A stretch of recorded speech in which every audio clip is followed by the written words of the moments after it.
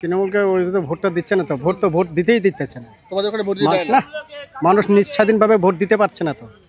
তাই হুম। কি হয় ভোটের সময়, কি হয়? ভোটের সময় শাসক দলেরা ভয় দেখিয়ে ভোট নিয়ে নেয়।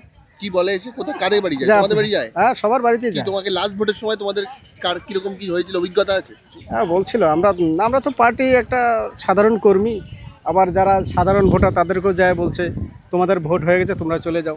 তো তারা চলে গেল। চলে গেল, কি হবে? আর মানুষ এত অশান্তির মধ্যে কেন যাবে ভোট দিতে? এটা কি সব ভোটে নাকি পঞ্চায়েতে?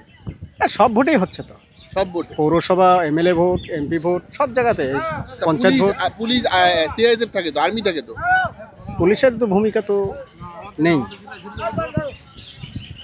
পুলিশ তো একরকম শাসক দলের হয়েই কাজ। তোমরা বলতে চাইছো যে ভোট ঠিকঠাক করে দেওয়া হয় না বলে তৃণমূল বারবার ভোটে জিতছে? মানে মানুষ যদি ভোট দিতে পারে তাহলে ভোটটা তোমরা জিততে পারবে? মানুষ মানুষ যদি নিঃস্বাধীন